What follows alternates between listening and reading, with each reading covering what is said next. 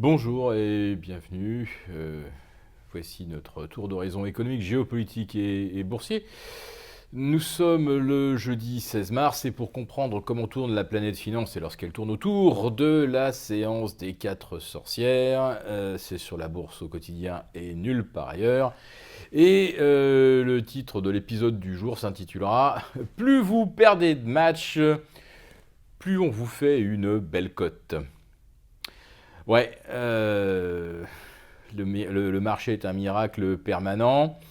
Les taux ont été relevés hier par la Fed, mais voilà, c'est une excellente nouvelle, puisqu'il s'agit d'une hausse de taux accommodante. Mais oui, la Fed a relevé son taux, comme on l'anticipait déjà depuis au moins un mois, mais elle a confirmé qu'elle n'accélérerait pas le rythme et qu'on se contenterait donc de 2 hausses supplémentaires cette année, de 3 hausses en 2018. Donc on va maintenir le rythme jusqu'en 2019 où éventuellement on va un petit peu accélérer la cadence. Donc voilà, les taux maintenant sont fixés entre 0,75 et 1% et on n'ira pas au-delà de 1,5% d'ici la fin de l'année. Ouais.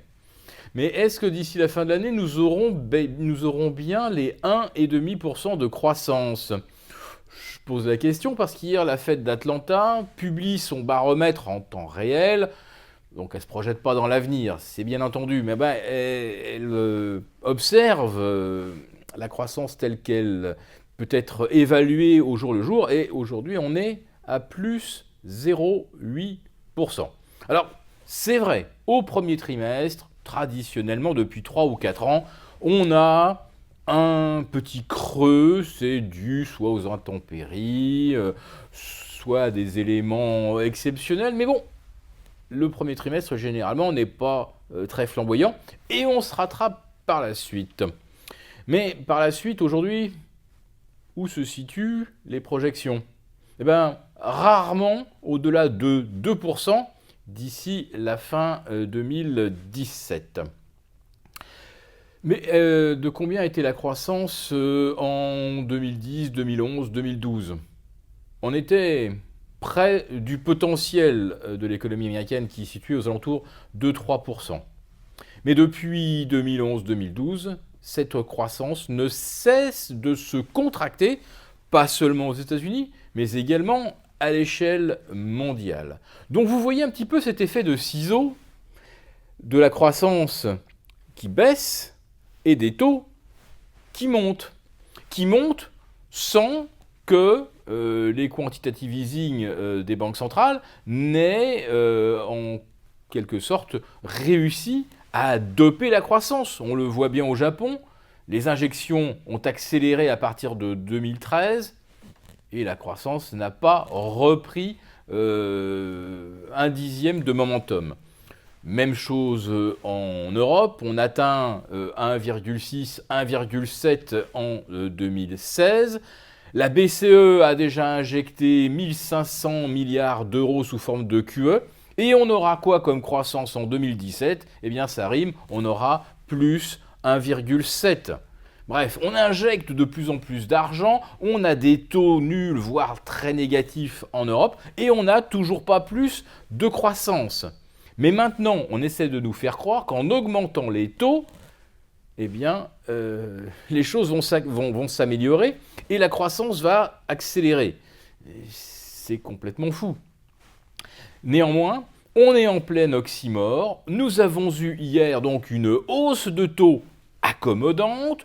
On peut parler d'un renchérissement lucratif, c'est-à-dire que plus l'argent va coûter cher, plus ça va rapporter à l'économie. Ne me demandez pas pourquoi ni comment, il faut l'admettre tel que c'est un nouveau postulat. Et puis alors surtout, la hausse de taux qui a eu lieu hier, eh bien elle a affaibli le dollar. Bah oui, puisque en fait, on pensait que la Fed allait peut-être forcer un petit peu l'allure.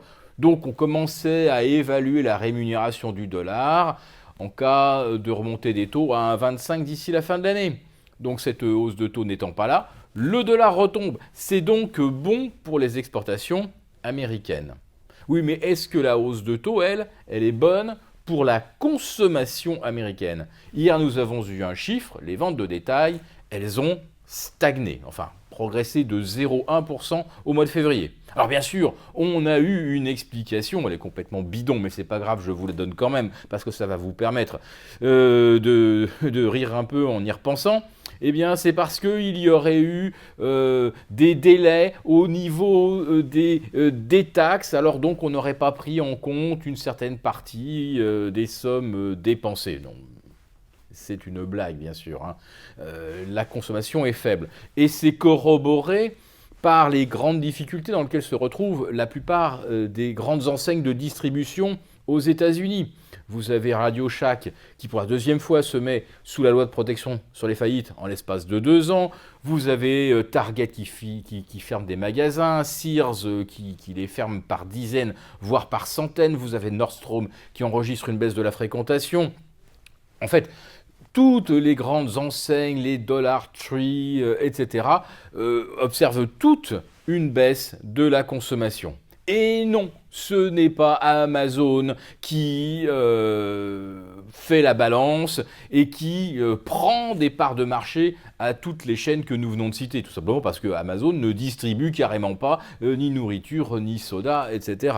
Donc si vous avez une baisse de la consommation, c'est bien que c'est un problème de pouvoir d'achat. Vous pensez que la hausse des taux va améliorer la situation de ces 50% d'Américains qui n'ont pas $1 devant eux à la fin du mois et qui doivent recourir à la carte de crédit pour arriver néanmoins à remplir le panier de la ménagère ou faire face aux imprévus. Donc la hausse de taux, évidemment, va contraindre encore plus le pouvoir d'achat. Ça va peser sur la consommation et donc la croissance. Mais vous êtes prié de croire que cette hausse de taux est une bonne nouvelle. Alors, elle l'est pour les banques qui vont augmenter leurs marges. Alors, super, elles augmentent leurs marges, mais à nouveau, posez-vous la question. Au détriment de qui? Qui va emprunter plus cher et qui donc pourra emprunter un petit peu moins? Et puis ce matin, eh bien, sur BFM, un des gérants interviewés nous a délivré la quintessence de la vulgate permabulesque. Donc il a expliqué en gros ce que je viens de vous dire, mais il a fait encore plus fort. Il a expliqué que si cette année il fallait s'attendre à une explosion des actions qui sont déjà au plus haut historique avec des PER stratosphériques, eh bien c'est parce que ces 5 dernières années, pas une seule fois, les actions n'avaient délivré le niveau de profit que l'on espérait. 5 années consécutivement, les analystes, les gérants se sont plantés en faisant miroiter des performances mirobolantes qui n'ont jamais eu lieu. Et quelle a été la sanction pour ces objectifs ratés, pour ces fantasmes de profit qui ne se sont jamais matérialisés? Eh bien, en 5 ans, la bourse de Paris et les autres indices européens ont pris entre 130 et 150%. Voilà, on n'atteint pas les objectifs, mais résultat, on se retrouve avec des hausses de 25 à 30% par an en moyenne pour des entreprises qui ne font pas leurs objectifs. Et cette année, donc, enfin, on ne révise plus à la baisse les objectifs au bout des 3 premiers mois de l'année. Donc, ça veut dire que les actions vont aller beaucoup plus haut. Parce que les années précédentes, elles n'ont pas été beaucoup plus haut. Il n'y a pas eu une légère expansion des multiples et des PER. Aux États-Unis, c'est une bagatelle. L'expansion des PER, c'est plus 80%.